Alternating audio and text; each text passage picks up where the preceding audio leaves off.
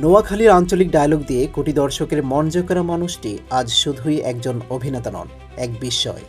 পর্দার নাম কাবিলা এতটাই প্রভাব বিস্তার করেছে যে আসল নাম জিয়াউল হক পলাশ মানুষ প্রায় ভুলতেই বসেছে। কিন্তু এই হাসিখুশি মানুষটির আজকের অবস্থানের পেছনে রয়েছে দীর্ঘ সংগ্রাম আর ক্যামেরার পেছনে ঘাম ঝরানো পরিশ্রম। কিভাবে একজন সাধারণ সহকারী পরিচালক হয়ে উঠলেন দেশের শীর্ষ তারকা, জানাবো আজকের ভিডিওতে। 1993 সালের 3 ফেব্রুয়ারি নোয়াখালী জেলার সোনাইমুড়ি উপজেলার কালিকাপুর গ্রামে জন্ম নেন জিয়াউল হক পলাশ। তবে তার শৈশব ও বেড়ে ওঠা রাজধানী ঢাকার নাখালপাড়ায়। গভর্নমেন্ট ল্যাবরেটরি হাই স্কুল থেকে মাধ্যমিক শেষ করে তিনি সরকারি তিতুমির কলেজে ফিন্যান্স অ্যান্ড ব্যাংকিং বিষয়ে পড়াশোনা করেন।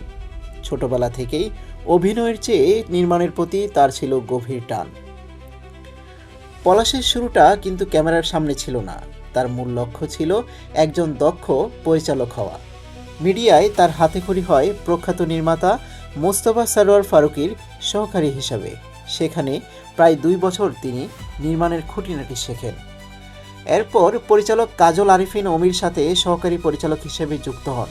শুটিং সেটের লাইট, ক্যামেরা সেটআপ আর প্রোডাকশনের প্রতিটি ধাপে তিনি কঠোর পরিশ্রম করেছেন। সহকারী পরিচালক হিসেবে কাজ করার ফাঁকে কাজল আরিফিন অমির নাটকে অনিচ্ছা সত্ত্বেও ছোট ছোট দৃশ্যে সুযোগ মিলত পলাশের। কিন্তু 2017-18 সালের দিকে শুরু হওয়া ব্যাচেলর পয়েন্ট ধারাবাহিক নাটক তার ক্যারিয়ারে আমূল পরিবর্তন আনে। নোয়াখালীর প্রতিনিধি কাবিলার চরিত্রে তার সহজ সরল অভিনয় আর আঞ্চলিক ডায়লগ রাতারাতি ছড়িয়ে পড়ে পুরো দেশে। একই সাথে মুস্তফা কামাল রাজের ফ্যামিলি ক্রাইসিস নাটকে পারভেজ চরিত্রে অদ্ভুত সব ছন্দ মিলিয়ে তিনি প্রমাণ করেন কমেডি ও অভিনয়ে তার স্বতন্ত্র দক্ষতা। অভিনয়ে আকাশচুম্বী জনপ্রিয়তা পাওয়ার পরও নিজের প্রথম ভালোবাসাকে ভুলে যাননি পলাশ। 2022 সালের ডিসেম্বরে তিনি নাফিসা রুম্মান মেহনাজের সঙ্গে বিবাহ বন্ধনে আবদ্ধ হন এবং বর্তমানে তিনি এক সন্তানের পিতা। অভিনেতা পরিচয়ের পাশাপাশি তিনি একজন পুরোদস্তুর নির্মাতা। ফ্রেন্ডস উইথ বেনিফিট, সারপ্রাইজ এবং ঘরে ফেরার মতো একাধিক নাটক পরিচালনা করে তিনি নিজের নির্মাণের জাত চিনিয়েছেন। পর্দার পেছনে ক্ল্যাপস্টিক ধরা সেই তরুণ আজ দেশের বিনোদন অঙ্গনের অন্যতম বড় নাম।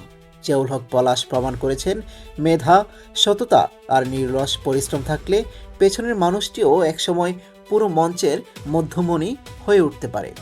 কাবিলার কোন ডায়লগ বা কোন চরিত্রটি আপনার সবচেয়ে প্রিয়, কমেন্টে অবশ্যই জানান। নিয়মিত এমন সব ভিডিও পেতে প্রণবাংলার সাথে থাকুন। ফলো করুন প্রণবাংলার ফেসবুক পেজ এবং সাবস্ক্রাইব করুন প্রণবাংলার ইউটিউব চ্যানেল।